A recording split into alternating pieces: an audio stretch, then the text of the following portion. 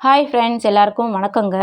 வங்கி கணக்கு வைத்திருக்கும் அனைவரும் இந்த விதிமுறையை பற்றி கட்டாயம் தெரிந்து கொள்ள வேண்டியது ரொம்ப அவசியம். வாங்க தெளிவா பார்க்கலாம்.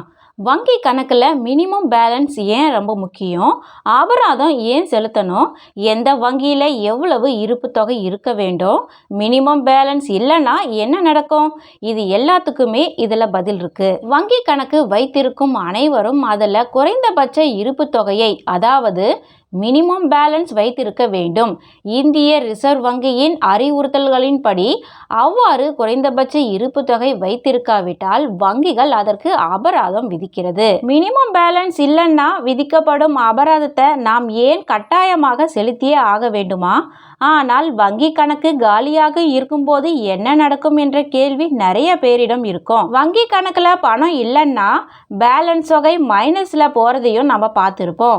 இது பற்றிய விதிமுறையை பற்றி நீங்கள் கட்டாயம் தெரிந்து கொள்ள வேண்டியது ரொம்ப முக்கியம். ரிசர்வ் வங்கியின் அறிவுறுத்தல்களின்படி பார்த்தீங்கன்னா வங்கி கணக்குல குறைந்தபட்ச இருப்பு தொகையை பராமரிக்கணும் அப்படின்னு சொல்லப்படுது. ஒவ்வொரு வங்கியும் அதற்கான தொகையை நிர்ணயித்திருக்காங்க. இந்த தொகையை விட குறைவாக இருப்பு இருந்தால் கட்டணம் விதிக்கப்படும். வெவ்வேறு வங்கிகள் வெவ்வேறு கட்டணங்களை விதிக்கின்றன.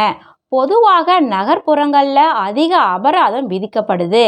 கிராமப்புறங்கள்ல கட்டணம் குறைவாகவே இருக்கும். ஆனால் வழக்கமான சேமிப்பு கணக்குகளுக்கு குறைந்தபட்ச இருப்பு தொகை கட்டாயம் சொல்றாங்க.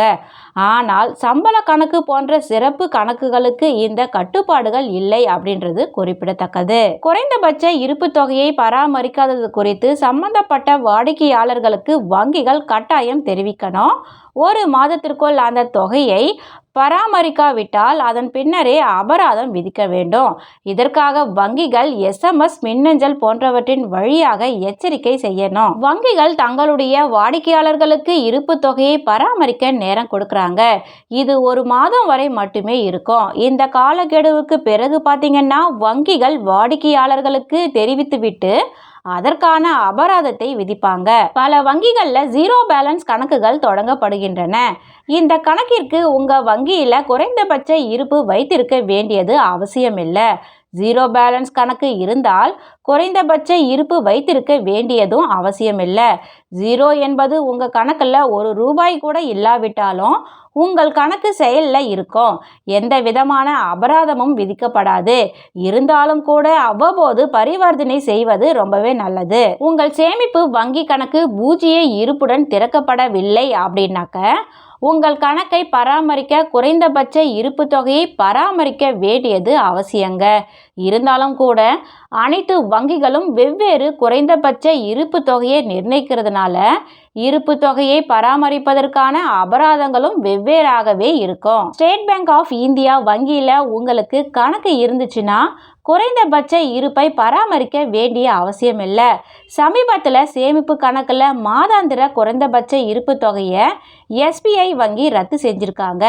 இருந்தாலும் கூட கணக்கு வைத்திருப்பவர்கள் தங்களது சேமிப்பு கணக்கில் குறைந்தபட்ச இருப்பு தொகையாக பார்த்தீங்கன்னா ₹3000 இருந்து ₹2000, அப்படி இல்லைன்னா ₹1000 இருக்கணும் அப்படின்னு சொல்லப்பட்டிருக்கு. கனரா வங்கி வாடிக்கையாளர்கள் தங்கள் வங்கி கணக்குல ஒவ்வொரு மாதமும் குறைந்தபட்சம் பார்த்தீங்கன்னா ₹2000 இருப்பு வைத்திருப்பது முக்கியம்.